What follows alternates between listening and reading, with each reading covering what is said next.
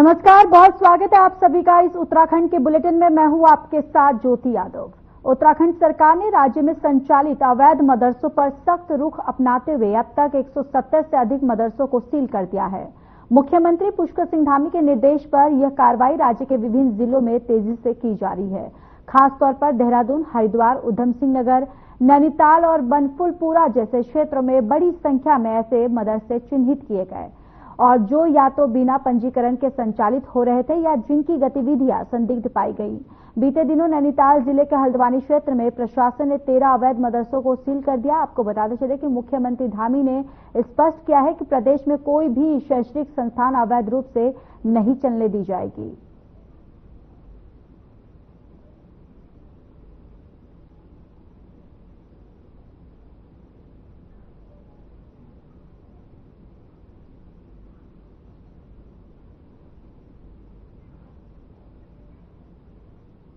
विधानसभा अध्यक्ष ऋतु भूषण खंडूरी का कहना है कि कोटद्वार की स्वास्थ्य सेवाओं को मजबूत करने के लिए यहां के पीपीपी मोड के जरिए एक मेडिकल कॉलेज खोलने पर विचार किया जा रहा है।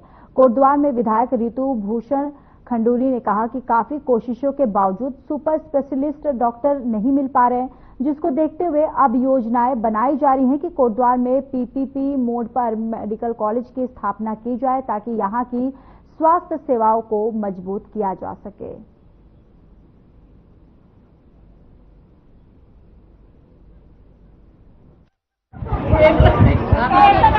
ये प्रयास बहुत हो रहा है और आज से नहीं, जब से मैं विधायक बनी हूं तब से हम पीपी मोड पर जगह जगह प्रयास कर रहे हैं। बहुत बार सेक्रेटरी से मेरी इस बारे में वार्ता हो चुकी है। उन्होंने भी प्रयास किया है कि हम पीपी मोड पर इसको कर पाए। अभी भी बातचीत, फिर मेरी अभी बातचीत हुई है कि अगर हम कोई सुपर स्पेशलिटी का कुछ इंफ्रास्ट्रक्चर यहाँ पर ला पाए, क्योंकि आप जान रहे होंगे पूरे देश में जो सुपर स्पेशलिटी के डॉक्टर्स की कमी काफी रहती है। एमबीबीएस तो हमें मिल जाते हैं। तो अभी बातचीत चल रही है। कितना मैं सफल हो पाती हूँ मैं नहीं कह सकती हूँ, लेकिन प्रयास हम लोग।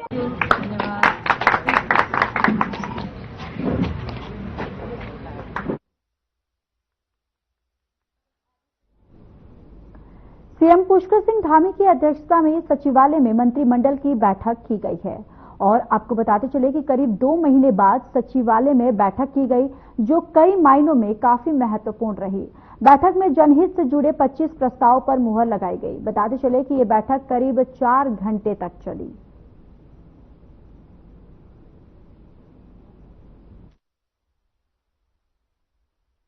सबसे पहला था ये कृषि विभाग का मत था। ये उत्तराखंड कीवी नीति आज विभाग के द्वारा प्रस्तुत की गई। इसमें मुख्य तौर पे जो प्रस्तावित है कि वर्तमान में लगभग 682 हेक्टेयर क्षेत्रफल में लगभग 381 मीट्रिक टन कीवी का उत्पादन किया जा रहा है। इसमें विभाग का प्रस्ताव ये है कि 682 हेक्टेयर में वर्तमान में 381 मीट्रिक टन इतना अभी प्रोडक्शन हो रहा है। तो इसमें विभाग का प्रस्ताव यह है कि आगामी 2025-26 से 2031 तक जो कुल क्षेत्रफल है उसको 682 से बढ़ाकर 3500 किए जाने का उनका प्रस्ताव है।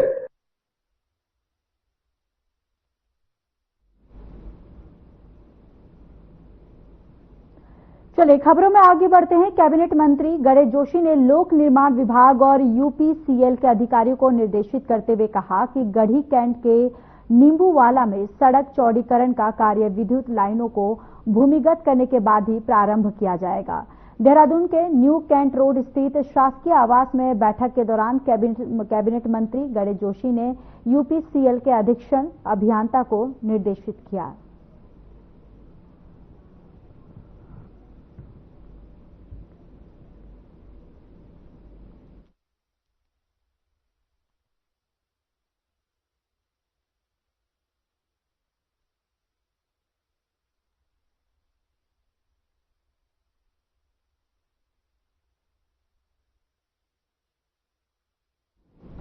दिल्ली के एक 5 सितारा होटल में आयोजित विजन ऑफ, आपको बताते चले कि इंडिया के अंतर्गत विकसित भारत कार्यक्रम में पहली जौनसारी फिल्म मेरे गांव की बाट फिल्म में उत्कृष्ट अभियान के लिए अभिनव चौहान को केंद्रीय सड़क और परिवहन मंत्री नितिन गडकरी ने सम्मानित किया।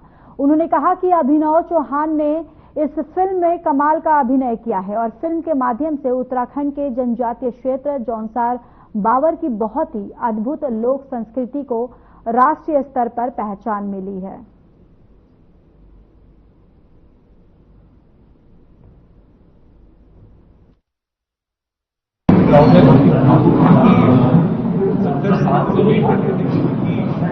हमारे रिलीज हो गई है और 16 दिन उसको चलेगी दिल्ली में भी हर जगह लगी है। अब तो लाइक हो गया फेस आया था 10 महीने पहले तो लाइक पागल बन सकता पूरे समाज में। Mr. Gopal Kashpuri, Director, Council of College Sports Premier League in India, Excellence in the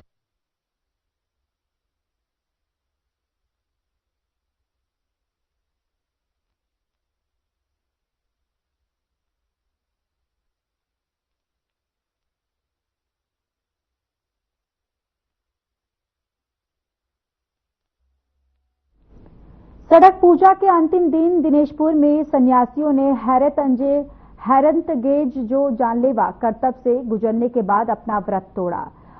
और आपको बताते चले कि चड़क पूजा में पूरा चैत्र महीना पूजा करने वाले शिव भक्तों को सन्यासी वहां यानी कि सन्यासी कहा जाता है। ये सन्यासी पूरे महीने सारा दिन उपवास रखकर लोगों को घरों में जाकर शिवाजी का आराधना करते हुए भीख मांगते हैं। जो भीख उन्हें मिलता है उससे ये शाम को एक समय भोजन करते हैं। चैत्र महीने के अंतिम दिन खजूर के पेड़ पर नृत्य करना, नंगे बदन कांटों के ऊपर लोटपोट करना, पीठ में मछली मारने वाले कांटे को चुभाकर खंबे से लटककर घूमना और जीभ में सुई चुभाने आदि करतब जो है ये करते हैं। और सन्यासियों का भगवान के प्रति पूजा पाठ करने और उसकी भक्ति को सफल माना जाता है।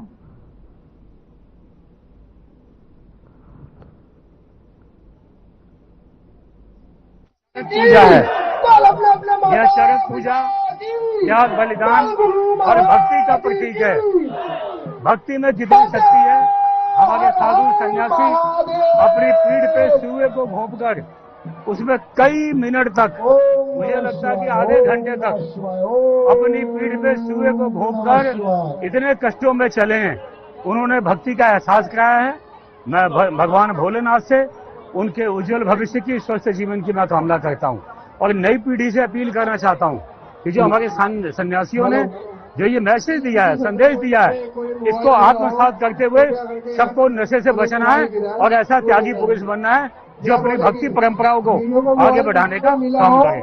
लाभ से कोई मतलब नहीं है सर, हमें बस मन की शांति चाहिए। हमें मन की शांति मिला है बस, और कुछ नहीं चाहिए। थोड़ा हवन हो रहा है, थोड़ा साइड हो जाए आप लोग हो जाए, प्रसाद दीजिए। एक महीना हो गया पूरा, एक महीना से पाल रहे हैं हम लोग। पहला सोमवार छोड़ के दूसरा सोमवार से पाल रहे हैं और 24 घंटे में सिर्फ एक बार ही प्रसाद लेते हैं और शमशान में ही रहते हैं। बाण राजा ने उसका कोई सुसंतान नहीं होता था, कोई औलाद नहीं था। उसने भोलेनाथ को मानत मांगा, बोला मेरा एक औलाद हो जाए तो मैं ये कांटा लगा के बाण पूजा करेंगे। ये बाण पूजा है, बाण लिंगो। तो एक एक करके 5 लड़का हुआ, 7 लड़का हुआ, उसका ध्यान नहीं है। भोलेनाथ जब सुख होता है तो भगवान को भूल जाता है। उसकी बात जब स्वप्न में प्रकट हुआ, स्वप्न में बोला क्योंकि क्यों उन्हें बताया था हमारे लिए बाण से पूजा करेंगे। क्या हुआ तब जाके उसने ये पूजा चालू किया, उसी बाण का जाके। और जो भी ये पूजा में शामिल होता है, जो भी इस पेड़ का पास मानत मांगता है, उसका मानत पूरा हो जाता है। कमेटी को बहुत बहुत शुभकामना देता हूँ, बधाई देता हूँ। बहुत बहुत धन्यवाद एवं आभार। हमारे दूसरे सन्यासी पूर्व विधायक और बीजेपी नेता डॉक्टर शैलेंद्र मोहन सिंगल ने मुख्यमंत्री पुष्कर सिंह धामी को पत्र लिखा और पत्र लिखकर मांग की है कि तेलंगाना राज्य में अनुसूचित जाति के उपवर्गीकरण को लागू कर दिया जाए और उसी तर्ज पर उत्तराखंड में भी अनुसूचित जाति को उपवर्गीकरण को मंजूरी के लिए आयोग का गठन किया जाए ताकि लोगों को इसका लाभ मिल सके। डॉक्टर सिंघल ने सीएम को भेजे पत्र में माननीय सुप्रीम कोर्ट द्वारा वर्ष 2024 में पंजाब सरकार को दिए अपने एक फैसले का हवाला देते हुए कहा कि कोर्ट ने अनुसूचित जातियों और अनुसूचित जनजातियों के उपवर्गीकरण के संवैधानिकता को बरकरार रखा था ताकि इन समुदायों के अति पिछड़े लोगों को भी आरक्षण का उचित लाभ और अवसर की पर्याप्त समानता मिल सके। जो उन्होंने अपना निर्णय दिया, आरक्षण को लगभग 75 साल भारत में हो गए और 3 जनरेशन इसका लाभ ले चुके। अब जो सर विचार किया जा रहा है तो उसमें ये देखा जा रहा है कि बहुत बड़ा वर्ग इस आरक्षण का जो इन्हें लाभ मिलना चाहिए था बहुत बड़े वर्ग को नहीं मिला। और अब अनुसूचित जाति जनजातियों में भी जो इसमें देवेंद्र सिंह का पंजाब से एक मामला था, एक संवैधानिक पीठ की स्थापना की इसके विचार के लिए और 1 अगस्त 2024 को एक निर्णय दिया 6-1 के विभाजन से कि उपवर्गीकरण SC/ST में किया जा सकता है उनको लाभ देने के लिए जो गरीब लोग हैं उसको, और ये राज्य सरकार के पास इसका जो अधिकार है वो नहीं है। तो बहुत बड़ा स्पष्ट आदेश आ गया। उसके बाद ये मांग लगातार जगह जगह से उठ रही है कि जो गरीब SC/ST में जो वंचित लोग हैं जिनको अभी तक लाभ नहीं मिला, गरीबी रेखा से नीचे है, उनको अलग से वर्ग बनाकर उनको अलग से प्रतिशत दिया जाए। इससे जो उन्होंने अपना निर्णय दिया उसमें ये कहा गया, 7 जजेस की थी, उसमें 6-1 से पारित हुआ। उसमें ये कहा गया कि राज्य सरकारों के पास ये शक्तियां नहीं थे कि मिल पाया और जो पीछे रह गया थी, क्योंकि कुछ लोग तो हुआ कि 75 सालों में वो बार-बार आरक्षण लेकर आगे बढ़ते चले गए और कुछ ज्यादातर संख्या ऐसी है जो 1 से जो उन्होंने अपना निर्णय दिया उसमें ये कहा गया, 7 जजेस की थी, उसमें 6-1 से पारित हुआ। उसमें ये कहा गया कि राज्य सरकारों के पास ये शक्तियां नहीं थे कि मिल पाया और जो पीछे। कांग्रेस राष्ट्रीय अध्यक्ष मल्लिकार्जुन खड़गे ने अपने बयान में कहा कि कांग्रेस ने निष्क्रिय पड़े नेताओं को पार्टी से बाहर का रास्ता दिखा दिया है और दिखाना चाहिए, जिसको लेकर बीजेपी ने मल्लिकार्जुन खड़गे के बयान पर तंज कसा। बीजेपी प्रदेश प्रवक्ता कमलेश रमन का कहना है कि कांग्रेस में अब कुछ बचा ही नहीं है जिसे कांग्रेस बाहर का रास्ता दिखाने की बात कर रही है। कांग्रेस के सत्ता में रहते हुए लोगों के अधिकारों का हनन हुआ।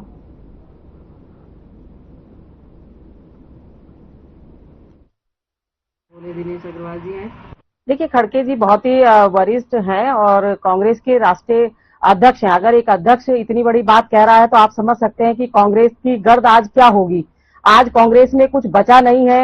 उनके नेताओं के काम करने का तरीका सही नहीं है, उनके कार्यकर्ताओं को संगठित करने का, उनके नेतृत्व में जो मादा होना चाहिए वो नहीं है। तो मुझे लगता है कि आज अगर कांग्रेस की ये गर्द है तो कांग्रेस के व्यक्तिगत स्वार्थों की वजह से है। अगर उनके स्वार्थ पूर्ति जिस प्रकार से वो करने की कोशिश में लगे रहते हैं, मुझे लगता है कि आज अगर खड़गे जी ये बात कह रहे हैं तो वाकई कहीं ना कहीं कोई सच्चाई होगी कि उनकी पार्टी में, उनके संगठन में कहीं तक भी दूर दूर तक देश के लिए, प्रदेश के लिए, जनहित के लिए, लोगों के लिए कहीं तक भी कोई भी जो है स्कीम नहीं है।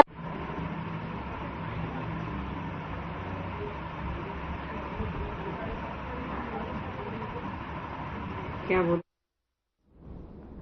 वक्फ बोर्ड की करोड़ों की संपत्ति पर बोर्ड की मिलीभगत से अवैध कब्जे के कई मामले उजागर हुए हैं और इसके बाद केंद्र सरकार के द्वारा वक्फ बोर्ड बिल में संशोधन किया गया। तो वहीं बिल में हुए संशोधन पर बीजेपी नेता विशाल गुप्ता ने कहा कि यह किसी समुदाय विशेष के लिए बनाया गया कानून नहीं है, बल्कि यह आम जनों की मांग थी। साथ ही उन्होंने कहा कि सरकार का यह कर्तव्य है कि जहां पर गलत हो रहा है वहां सरकार अपनी संवेदनशीलता दिखाएगी।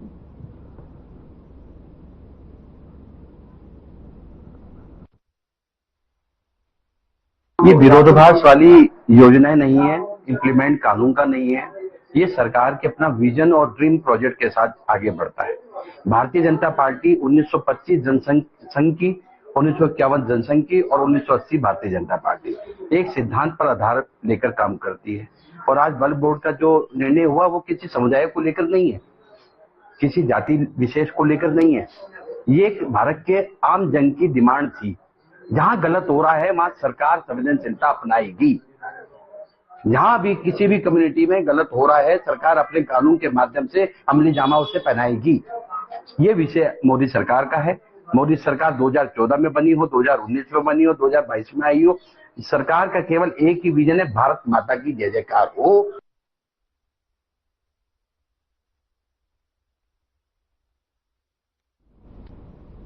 एक और बीजेपी धामी सरकार के दूसरे कार्यकाल के 3 वर्ष पूरा होने पर जश्न मना रही है, तो वहीं कांग्रेस प्रदेश अध्यक्ष करण माहरा ने आरोप लगाते हुए कहा कि बीजेपी के कार्यकाल में महिला अपराध में वृद्धि हुई है। अपराधियों पर शासन प्रशासन का कोई डर नहीं है और न ही पुलिस अपराध रोकने में कामयाब साबित हो रही है।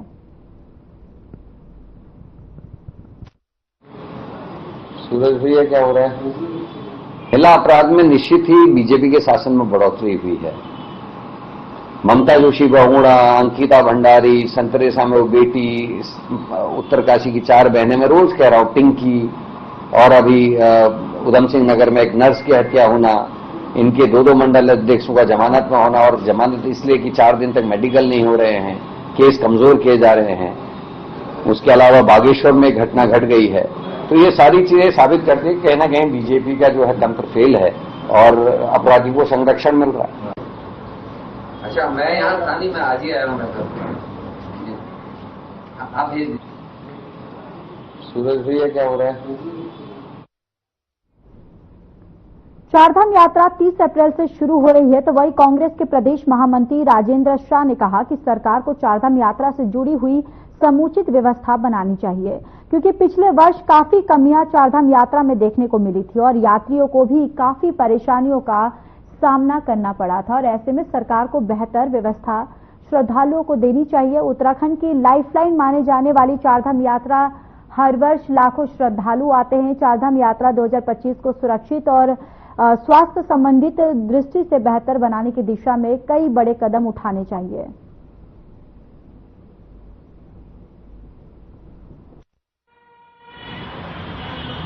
देखिए, मेरा सरकार के मुखिया पुष्कर सिंह धामी जी से निवेदन है कि पिछले लगातार 2017 से लेकर आज 2025 हो गया आपकी सरकार प्रदेश में है।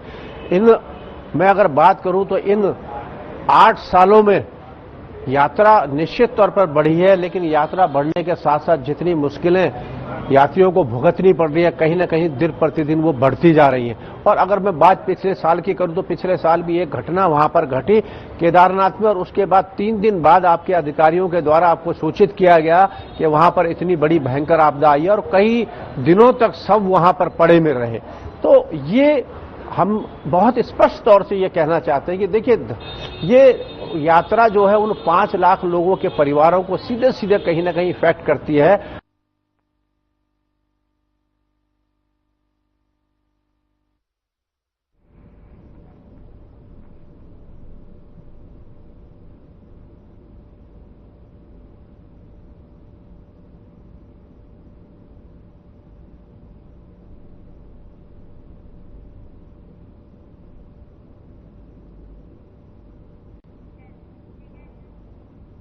बाजपुर की श्रीमती तरण गर्ग को नेशनल स्टेज की मिसेज इंडिया के खिताब मिलने पर एसडीएसएन इंटर कॉलेज द्वारा आयोजित सम्मान समारोह में उन्हें शॉल ओढ़ाकर और स्मृति चिन्ह देकर सम्मानित किया गया।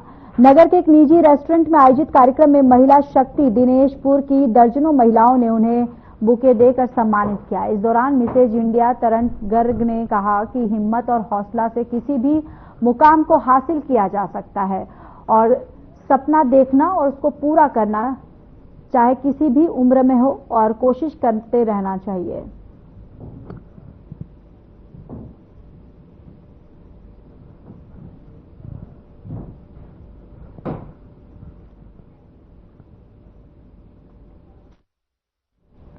हर साल बैसाख के मौके पर लगने वाले 2 दिवसीय चौबट्टा खाल विधानसभा क्षेत्र अकेश्वर और कौथिगा का धूमधाम के साथ समापन हुआ। मेले के दूसरे दिन जागर गायिका हेमा नेगी करासी और लोक गायक सौरभ मैठाड़ी की शानदार रंगारंग प्रस्तुतियों पर दर्शक झूम उठे। मेला समिति के सदस्यों और क्षेत्र के गणमान्य व्यक्तियों ने सिद्धपीठ एकेश्वर महादेव की पूजा अर्चना की, जिसके बाद मेले का शुभारंभ किया गया। तो वहीं श्रद्धालुओं द्वारा बड़ी संख्या में मंदिर में पूजा अर्चना कर एकेश्वर महादेव से मांगे मांगी गई।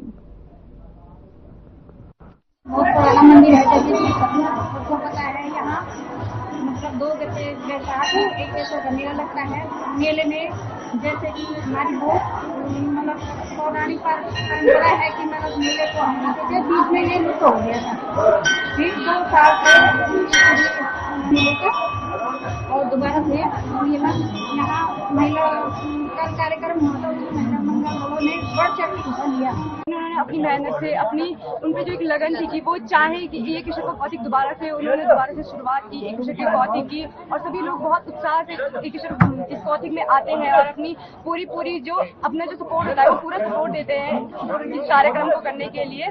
और दूर दूर से एक ईश्वर ब्लॉक से नहीं अनेक ब्लॉकों से भी महिलाएं आती हैं, अपनी परफॉर्मेंस देती है। जैसे कल खड़िया चौफला हुआ तो इसमें बहुत सारी महिलाओं ने अपना योगदान दिया। केदारखंड में भी इनका वर्णन आता है। यहाँ पर लोग मान्यता ये है कि मनोकामना सिद्धपीठ भी इनको बोला गया है।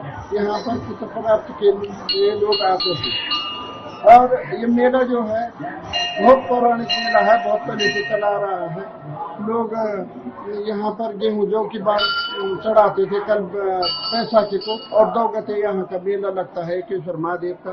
कुछ साल ये जो है विलुप्त की कगार पर हो गया था, लेकिन पिछले साल से हमारे नरेंद्र नेगी जो हैं और जिला पंचायत हमारे आरती नेगी जो है, इनके प्रयासों से और समस्त क्षेत्रीय जनता के प्रयासों से ये मेला जो है दोबारा जो है पुनर्जीवित हो रहा है।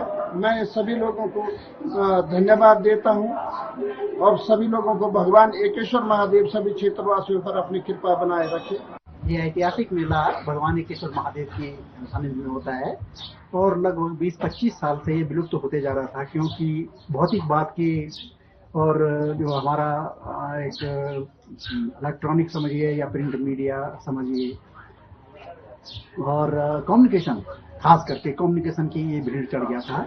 जो हम एक आपस में एक दूसरे से संवाद हो रहा है, रोजाना मिल रहे हैं, तो एक ऐतिहासिक मेला जो होता था, मिलन होता था, तो बड़ी पीड़ा थी कि किस तरह से किया जाए। लेकिन इसका स्वरूप बदला और इसका सीधा हमारे नेगी जी ने इसका लिया बड़ा अपना श्रेय, खैर श्रेय तो नहीं कह सकते, लेकिन बड़ा प्रयास किया उन्होंने इसके लिए और बहुत सफल भी रहे। आपने देखा होगा कि कल और आज बहुत अच्छी भीड़ और बहुत ऐतिहासिक जैसे होता था मेला में, एक मिलन का होता था। किसी की सगाई होती थी, कोई हंसते थे, कोई रोते थे, चरखी लगती थी, मिठाइयाँ बढ़ती थी।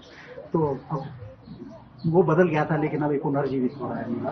पिछले 2 सालों में ये दूसरी बार है जो बहुत ही इसने बड़ा रूप ले लिया है और काफी अच्छा लग रहा है कि वो हमारी संस्कृति को बचाने के लिए और जो लोग बाहर चले गए उनको दोबारा वापस अपने गांव लाने के लिए एक छोटी सी कोशिश कर रहे हैं, और जो अब धीरे धीरे मुझे लगता है आने वाले टाइम पे बहुत बड़ा रूप ले लेगी और आने वाले टाइम पे हमारी संस्कृति भी थोड़ा, जो पुराने हमारे नए बच्चे हैं वो हमारी संस्कृति के बारे में थोड़ा जान पाएंगे इस प्रकार के कार्यक्रम।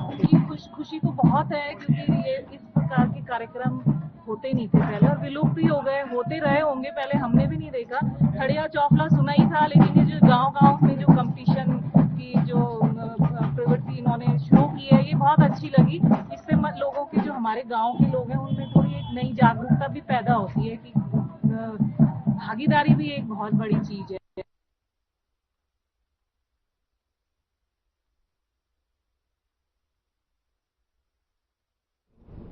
डेंगू और चिकनगुनिया जैसे घातक संक्रामक रोगों की रोकथाम के लिए उत्तराखंड स्वास्थ्य विभाग ने एक ठोस और समग्र कार्य योजना लागू कर दी है। गर्मी और बरसात के मौसम में डेंगू और चिकनगुनिया फैलने की संभावना अधिक रहती है। इसी को ध्यान में रखते हुए राज्य के सभी जिलों में इन रोगों से निपटने के लिए अंतर्विभागीय समन्वय, सक्रिय चिकित्सा व्यवस्था, जन जागरूकता, निगरानी और फील्ड एक्शन के लिए व्यापक दिशा निर्देश जारी किए गए हैं। इस संपूर्ण अभियान में नगर निगम, स्वास्थ्य विभाग, जल निगम, शिक्षा विभाग, ग्राम्य विकास, सूचना और जनसंपर्क विभाग सहित कई विभागों की सक्रिय भागीदारी सुनिश्चित की जा रही है। स्वास्थ्य सचिव डॉक्टर आर राजेश कुमार ने बताया कि मुख्यमंत्री पुष्कर सिंह धामी और स्वास्थ्य मंत्री डॉक्टर धन सिंह सिंह रावत के दिशा निर्देश पर स्वास्थ्य विभाग सहित सभी विभागों को अलर्ट कर दिया गया है।